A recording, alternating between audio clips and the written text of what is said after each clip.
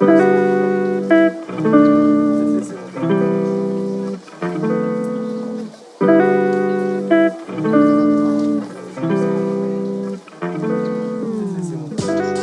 this is the Dean Abbott podcast. Today I'm talking to David Deaval, who's associate professor in the Department of Theology at the University of St. Thomas in Houston and senior contributor to the Imaginative Conservative. How you doing, David? I am doing very well today. Thank you. How are you? Good. Thank you for doing this. Glad to.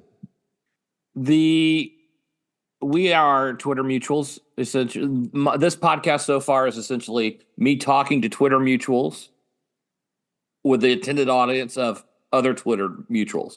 How has Twitter been going for you? I've only been on it for about since I think July of 2023, and I think it's been a good experience. I've been on other things. I was on Facebook for a number of years. LinkedIn, I was kicked off of that one. I tried one of the newer ones, Getter, and I'd say Twitter has probably been my best experience on a social media platform. What do you do to make it good? Well, I mean, I follow people who are interesting, and I try to interact with people who are interesting.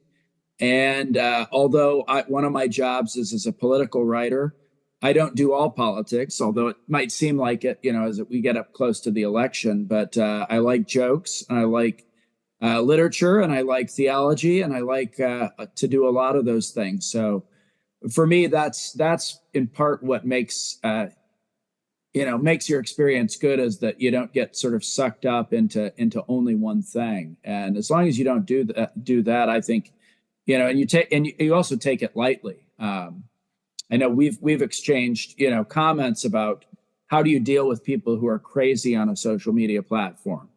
Oh, I have lots of experience with that. Yeah. I mean, and so, occasionally I will get into, fighting back with people for a while, but generally speaking, maybe I'm just getting older. I don't know about more mature, but I think I do less of that, or I let it go after a few comments. So yes, I think I decided a few years ago that really Twitter is a terrible place for taking at face value people who want to argue with you. Yeah. And so I just block. And I allow myself infinite leeway in terms of reasons. If I don't like your profile picture because it seems weird, and you're the kind of person who decided to make, you should have a profile picture that's a cartoon character with laser shooting out of its eyes or whatever. Yeah. You don't get a second chance. Yeah. Why were you kicked off LinkedIn? Basically, a lot of things having to do with the COVID episode, but also politics. Oh, really? I was kind of surprised. I mean, I remember one of them that, a number of them were articles on peer-reviewed studies that had just been published. So that had to do with the COVID stuff. But a lot of them were about political things. I remember one in particular, Margot Cleveland, the legal scholar and writer for The Federalist, had done a piece on what some changes in Michigan law would mean for abortion and parental rights. And hers was it was a sort of legal analysis of a proposed law. And it actually had gotten quite a bit of traction. And then all of a sudden it was taken down, and I was given a warning for this. And I said, well, I don't understand this.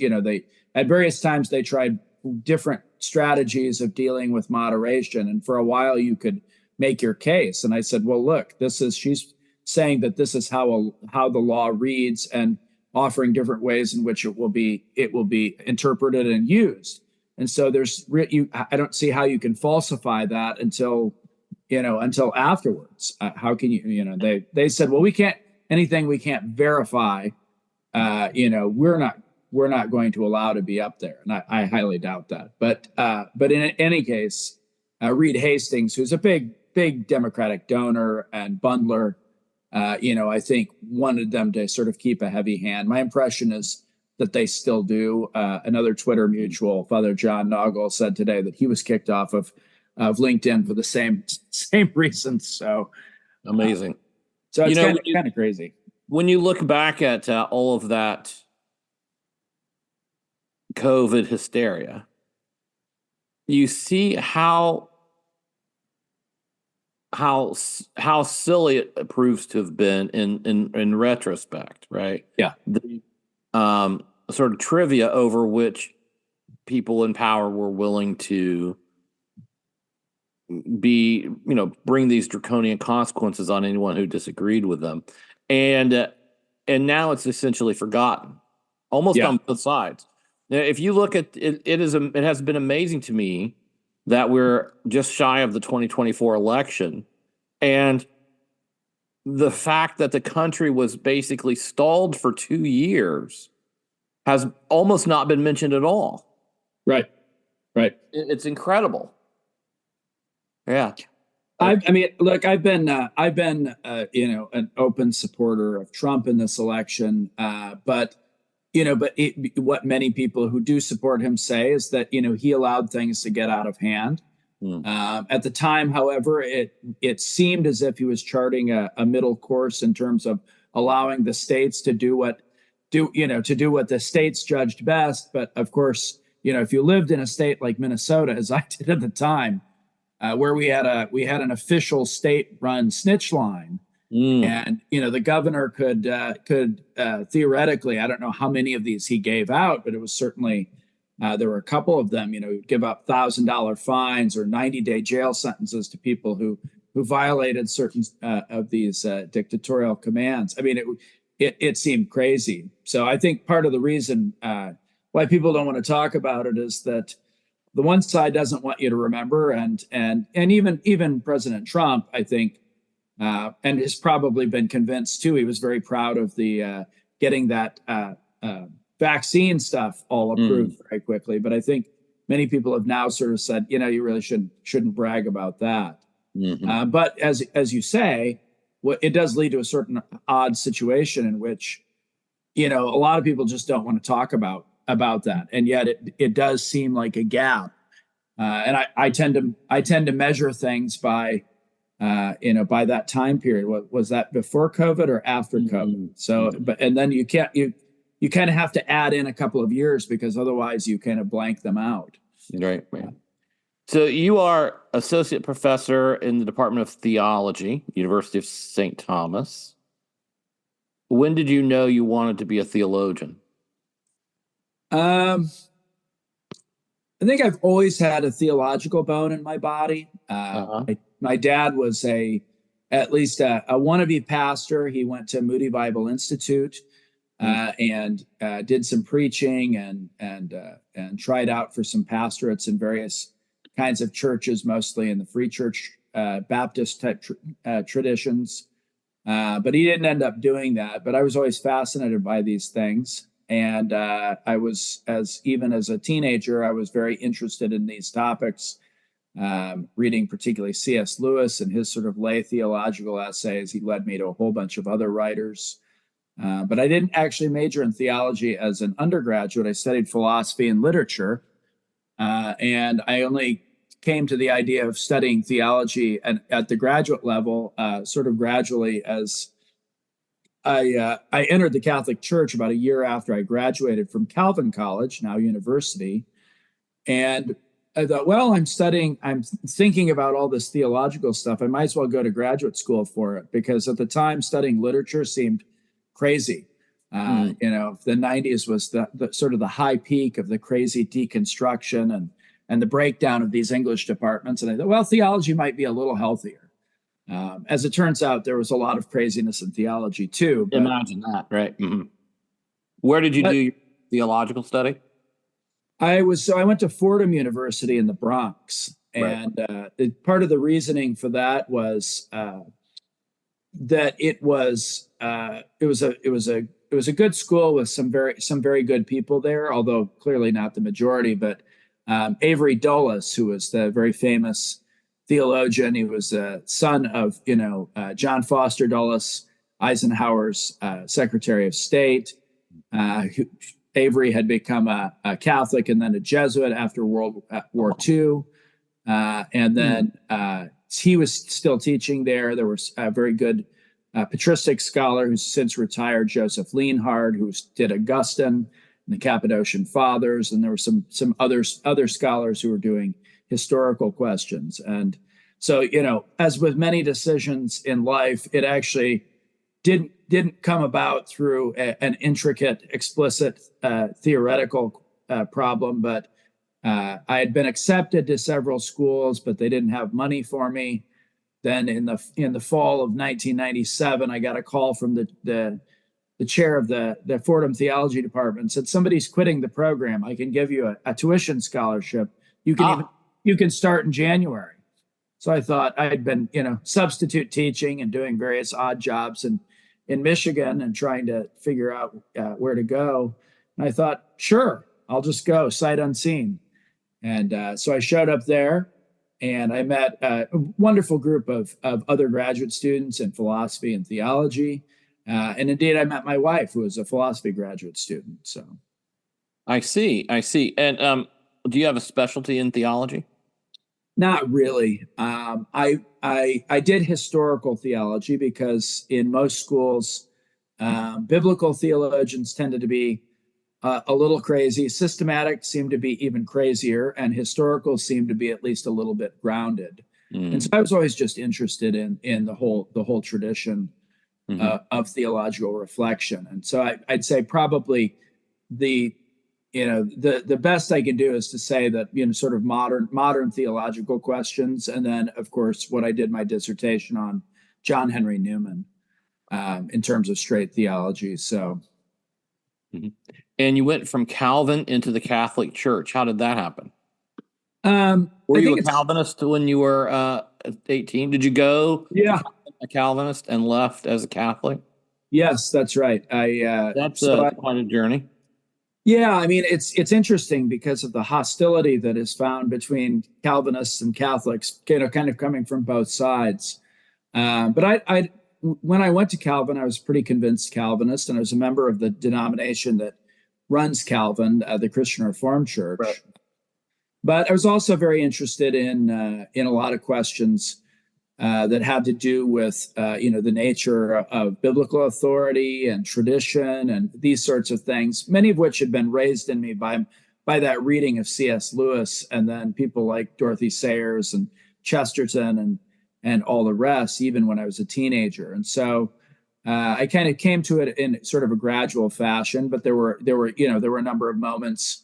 One professor of politics liked to talk about a sort of a Christian view of politics, and he would put together the writings of Dutch Calvinist thinkers of the 19th century, like Abraham Kuyper and Grun van Prinsterer, and he would put them next to Leo XIII, the late 19th century Pope, who basically is sort of the father of the modern Catholic social tradition. So a lot of those things came together, and I started to pursue the question of whether I ought to be a Catholic, and I got to the answer pretty closely after I graduated, and it was the following Pentecost that I was received into the Catholic Church. But although my parents were very upset, and they came to my reception, but my own experience was that Calvinism, despite certain obvious distinctions, had a very rigorous theological tradition. And in many ways, it was much more reliant upon Thomas Aquinas, particularly when it got to those questions of like the political order and sort of the natural order, that sort of thing. So for me, I was always a little bit shocked at that hostility that Catholics showed for Calvinists and certain Calvinists showed for Catholics, because to me, it was a journey of continuity and not so much one of sort of like, well, that's all over. I still have copies of things like the Heidelberg Catechism, which is the sort of the catechism that we used in that tradition. And I have other friends who are also Catholic who say, yeah, I sometimes read those things because, apart from some of the things that contradict certain Catholic teachings, they're actually very good Christian statements. Well, what did you find in Catholicism that you didn't find in Calvinism? I think the first answer is probably the deeper level of sacramentality. Although Like that. when you get to some of these classical Calvinist thinkers, I think there's a much deeper sacramental sense than what most people experience. Sort of, Explain what you mean by a deeper sense of sacramentality. well, that God can act through the things of this world, including the material world. And so, for instance, Calvin's understanding of the Lord's Supper, of the Eucharist, there is a very real sense in which the believer is drawn into heaven by taking part in this act. And even if the explanation might be a little different, there is still the sense that right by this act you are touched by God. Mm-hmm. The Catholic sense is perhaps deeper about that, and sort of thinks of all of reality as sacramental. It has the capacity as God's creature to minister to us and to be the tool by which God changes us or affects us. And that's why I think the sort of the Catholic tradition, and I mean that broadly. I think it can be seen in those Anglican writers like C.S. Lewis, T.S. Eliot, but also the Orthodox. I think that broader Catholic tradition of sacramentality is present in the Calvinist tradition, but not as strong, and it's sort of hindered in certain ways. But it's given full flower in the Catholic Church and other places like that. But of course, that's where even some Calvinists say, well, yeah, you take it too far and you become sort of idolatrous. And what my judgment was that no, that's actually not the case. That it's not a sense of idolatry, but it's a sense of the very real way in which God inhabits the world, clear through. He is not only transcendent, but fully immanent, present completely within every situation. And because Christ is the Word, who was the instrument by which the Father made the world, along with the Spirit, and completely equal, Christ himself plays in 10,000 places, as Gerard Manley Hopkins said in his famous poem.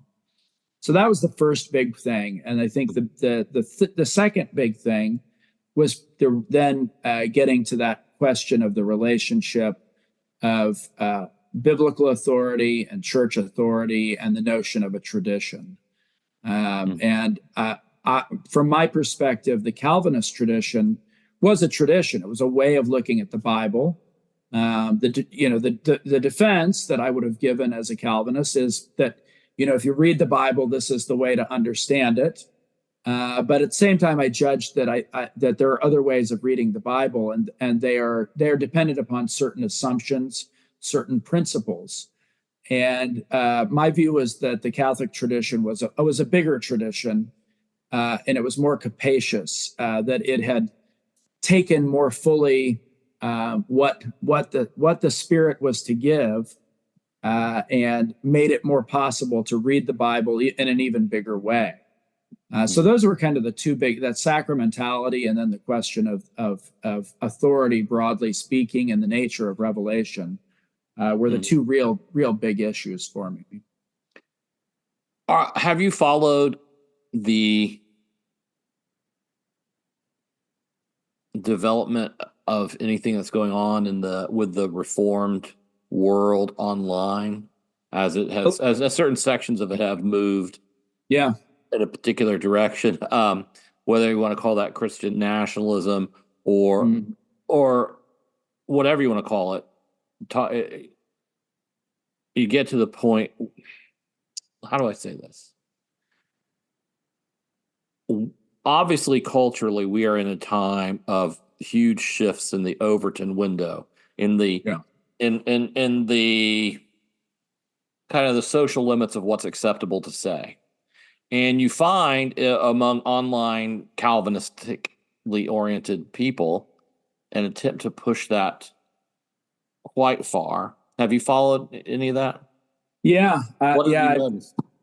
I mean, it's hard to assess because, as with there's this famous story of the the English novelist Evelyn Waugh, who was in World War II, and he was staying in a kind of a bunker in Croatia with Randolph Churchill, Churchill's sort of ne'er-do-well son. And there was another bombing raid, and Waugh, who had tremendous physical courage, stepped outside and pointed his fist at the sky and said, "Like all things German, this is vastly overdone." I kind of feel that way sometimes about online conversations, especially the Calvinists, where I like to, I don't like to draw too many lines and say, "Oh yeah, we can't talk about these things." So I'm very interested in them, but there is a sense, and you see it, sort of a parallel development in the Catholic world with the group known as integralists, who would like more of a church-state union, and they'll focus on the duties of, the Calvinists will talk about the duties of the magistrate, toward the true religion, sort of the same conversations. And in a general sense, I'm kind of like, okay, well, that's, if you have a society in which you predominate, these are questions that we would want to ask. How does faith and the understanding that Christian faith gives you not only permeate culture, but then help set a direction for where we want to go? The willingness of many of these Calvinists, just as some of my Catholic friends who are in these integralist schools, to sort of say, "Oh, don't worry, we will crack down on everybody who's not in our group," is sometimes a bit worrisome. And I hear some of the same things from both sides, that, things like that error has no rights. And of course, that's true, but people who do err might have rights, whether those be positive rights to be able to act in such a way, or negative rights to be left alone in terms of acting, particularly if they're acting according to conscience. And so I'm hopeful that some of these conversations will go in a direction that's not just shifting the Overton window, but actually trying to formulate a real idea of how we might act if we had such a society. But in the meantime, I think most places do not have such a society. And so, there are different questions that have to be asked. Well, it's interesting because it seems clear to me that in many, many quarters, there is a great dissatisfaction with the kind of liberalism we have known, and that people are seeking some alternative to it. It is difficult, like, I guess, as you're saying, to make the transition from Twitter conversation to actual practical political theology. Yeah. But clearly something like that is happening. I tell people Twitter has kind of displaced the university as the cultural source of ideas. And that because the universities have atrophied so much, that what is now mainstream in our cultural discussion was talked about openly a decade ago on Twitter.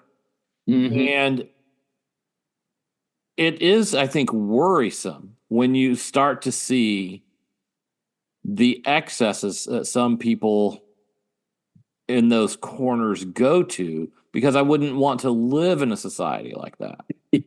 Yeah. There's a good friend of mine, John Smirak, who's the editor of The Stream. John is very much, he's very right wing, if you will, but he appreciates what is good in the liberal tradition, and understands that, look, if liberalism as a philosophy is lacking, liberal concepts, liberal institutions, liberal practices are often pretty good. And whether it be in Calvinist or Catholic circles, the sort of nostalgia for a time at which everybody had an order and everybody was, knew their place, is often somewhat unrealistic, and it mistakes the reality that you probably would have been a peasant and being crushed in most of these orders. We have some good things about the modern world. And so, you might consider that in the same way that leftists who think that perpetual revolution will make us all happy ought to consider how often people like Robespierre themselves went to the guillotine. But I think part of that is sometimes the youth of the people who are talking this way. I think in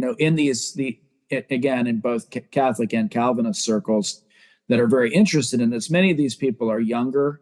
They haven't been chastened by reality quite as much as others. So you hope that some of this is a case of maturity. Some of it is perhaps it is just a rhetorical way of shifting Overton windows so we can think of something more sane. And you hope that some of it is just mistakenness, or not giving full attention to what you really need to do to have something work practically. But it is worrisome at times to hear some of these things. So I don't know if you follow this anonymous account on Twitter who goes by Lafayette Lee, but I had him on the podcast several months ago. And I think it is fair to say that his position is one of classic American liberalism. And when we were talking, I made what I thought was the counter argument, which is that American liberalism has in it the nascent form of wokeness, right? And that the American founding enshrined revolution as a permanent and admirable principle of human life. And that's the integralist argument, I think. Right. Yeah. And his response was to say that may be true, but that in an ideal society, we have countervailing cultural forces and institutions that have a political heft to them that holds back the worst parts of liberalism from coming full flower. That was his argument. Yeah. And that may be true, but then the question is, why didn't it work the first time? Yeah. Part of this has, even an argument about the founding. And I've more been convinced by people like Robert Riley, who've sort of argued against that position that's been advanced in different ways by Patrick Deneen and Michael Hanby and some of these other figures. Riley argues that most of what happened in the founding was of a much more balanced sort than what we think. They were, they had an older Christian tradition that was in many ways, influenced by people like Richard Hooker and before him Thomas Aquinas and the whole political tradition. And so I tend to think that the founding was a little bit more balanced than that. But I do think that those countervailing institutions also include what the 19th century thinker Orestes Brownson called the unwritten constitution, which is the mores and the sort of the ways of thinking of the people. And that's what's always worrisome, right? Because institutions themselves, if you think of them more concretely, depend upon an unwritten constitution. And right now, many of our institutions, I think, have become fatally damaged, such that, I'm always kind of happy to see some of these institutions crash, because many of them have become not only useless, but destructive. Now, it depends on which institution it is, but I don't think you should have a sort of pro-institutional view that it is such that every institution that has ever been should stay here forever. Especially when you don't have the capacity to operate it, when the mores of the people are such that it is now doing damage. And, we talked about COVID. I think what that revealed to us was that many of the government agencies that deal with health and medicine have been radically infected. We've seen that with education in all different ways. We've seen that So that, it's a huge question. What do we do? Do we, maybe the revolutionary spirit is good in this sense that we want to topple some of these things. But the problem is often the things that are toppled are the things that we ought to be keeping up. And so, I suppose your point of caution for integralists or even Christian nationalists, I think your point was that just as the left kills people through constant pursuit of revolution, yeah, you're going to end up killing people too if you create a society which sort of sees human diversity and activity as the enemy. Yeah. Mm-hmm. I think you can go that way. Yeah. What's that? I think people can go that way. Now, I think many of the people that we're probably talking about probably wouldn't go that far. But, some of the rhetoric suggests a willingness to go much farther than you'd hope. And that's what I say. Like, I hope some of this is just posturing in order to drive the conversation a different direction. But there's always a danger that people will actually start to believe what they're saying, even when they started out using rhetorical devices. I am less interested in politics and political theory than I am in sort of spiritual and relational family kinds of questions. And these same people have many things to say in those areas as well. And I don't know if you saw last week this pastor in Texas whose name is Joel Webbon. I'm not sure if you're familiar with him or not. Yeah, this is the fellow. Tell me. I remember seeing something about. He runs something called Right Response Ministries, and I no longer can see his tweets regularly because he has blocked me for criticizing him. Last week, Right Wing Watch, a group whose name is very difficult to say, they must go to his website and watch his sermons every week. Yeah. Because last week they circulated a video of him from the pulpit saying, I think he was saying, to be fair, I think the context was that rape should be a capital crime. And then he said women who falsely accuse men of rape should also be executed publicly because that would bring Me Too to an end. Yeah.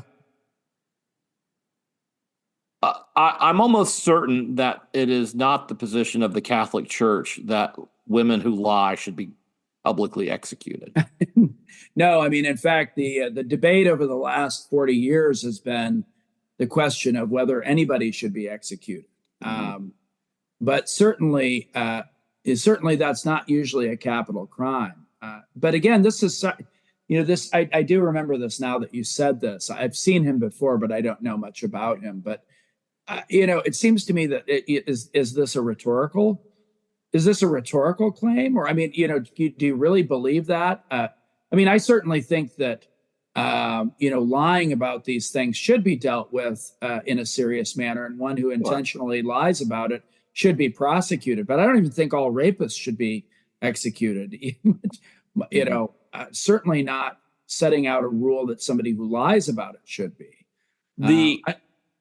It's a terrible thing, because what someone like Joel Webbon has done is, if it is a rhetorical ploy to push the Overton window, then he has, as a pastor, deceived, misled, and intentionally basically lied from his pulpit. And if he is serious, he's advocating for a horrible thing. Yeah.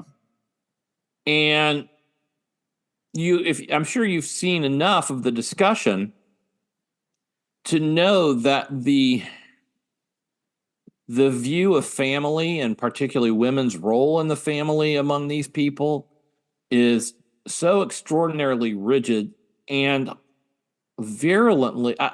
I'm not one to talk about misogyny lightly, because it's a term that has been overused, say in the last 40 years or whatever. Yeah. But when you read some of these things on Twitter or what, there's no way to avoid the reality that so much of this is sort of based in the hatred of women, particularly, I think, because they see liberalism as in some way essentially feminine or essentially a woman's kind of societal and political system. Mm-hmm. I mean, this is this fellow named Lomez has popularized this notion of the longhouse, right. And I mean, I think there's some merit to some of these things, but the that there is over feminization in certain institutions that has sort of wrecked them in certain ways. But then the idea that we should then do something that's 100% the other way is sort of crazy. That because there are these feminist nuts out here, we will now become masculinist nuts who so you get this conversation, and I know people who start talking about this, about, well, we need to just take away the vote from women. Okay, well, maybe should we take away the vote from men who don't own property? Because once you go down this path and you open these questions up, then you have to ask, well, okay, that may be fine, but other people will open different questions.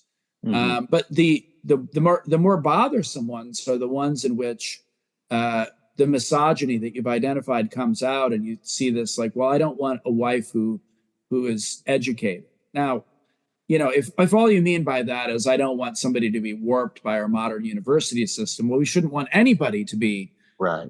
Done by. But it does seem that you're correct that there's a penchant for sort of, thinking in almost the stereotypical ways that people have said that men really operate. And again, you're probably right. I mean, if people are saying this as a rhetorical strategy, it's in certain situations that just means they're lying. And if they mean it, then we're in real trouble. And I think that's part of the problem, is that C.S. Lewis, identified this as, he's not the only one who's ever done this, that humans actually become what they pretend to be.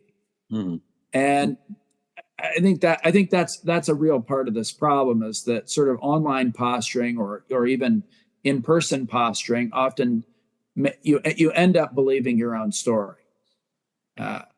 And I don't know how to get people out of that, but you do see this as a sort of a pincer move between these sort of left-wing feminists and right-wing masculinists. I don't know if you've read Brad Wilcox's book, Get Married, that came out earlier this year. I haven't read that, but I'm familiar with him and the research he's been doing for 20 years, probably.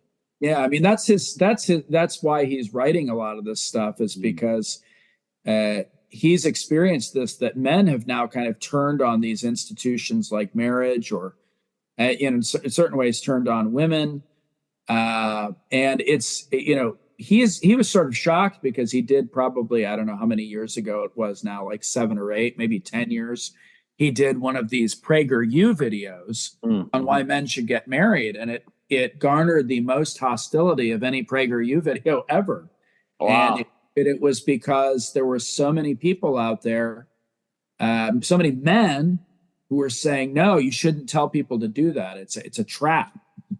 And again, there are real reasons why that, family court systems, which seem to be tipped against men, and certain sorts of societal pressures. But the overwhelming evidence that people like Wilcox have been bringing up is that you still have the best shot at financial, physical, emotional, social health in a stable marriage. And so it's a good bet to do this. But now you see sort of, the idea that, well, that's just, nobody should do this because the danger is too great.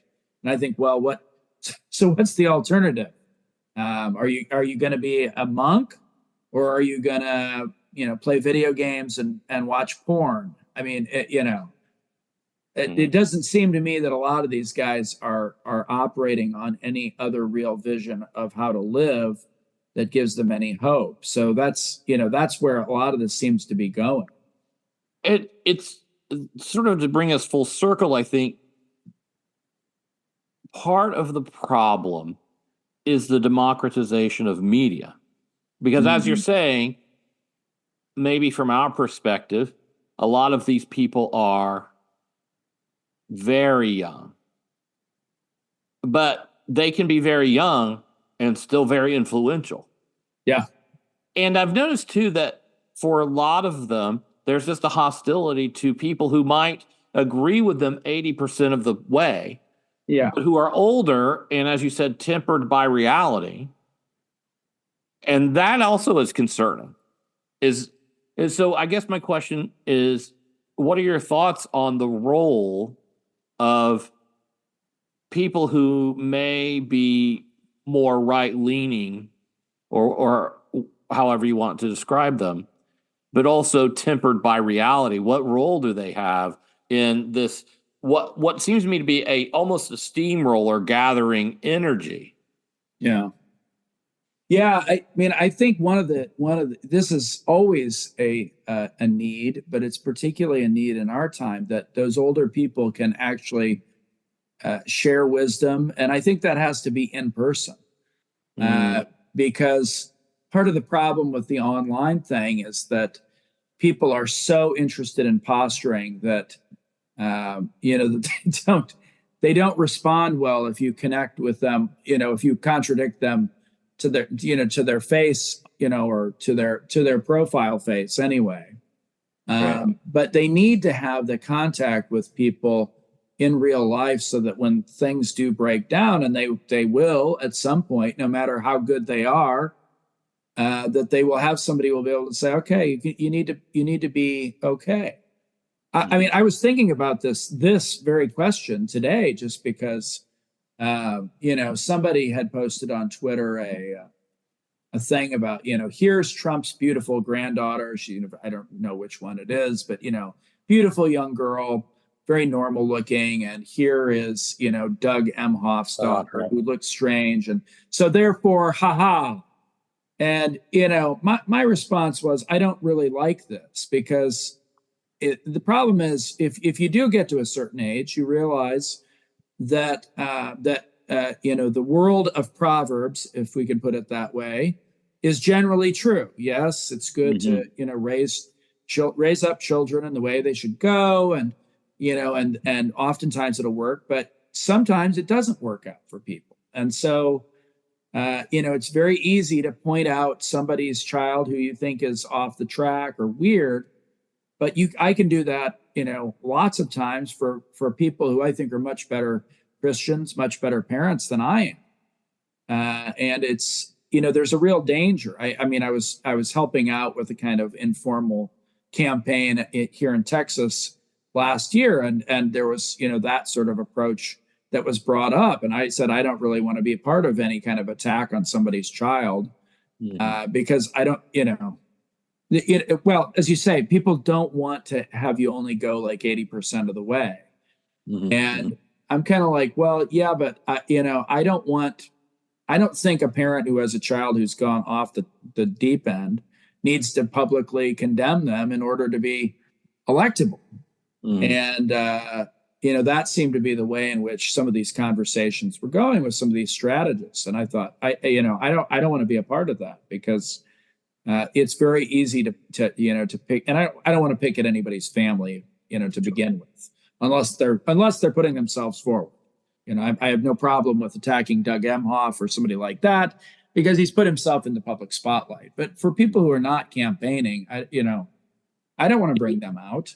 You bring up a good distinction between what I might call the mechanical mind and the proverbial mind.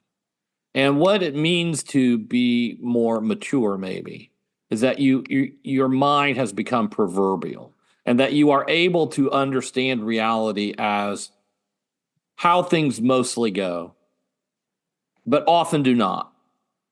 And I've tried to make this point many times about sort of red pill understandings of men and women and intersex relations, Yeah. that the red pill insights function best as proverbs.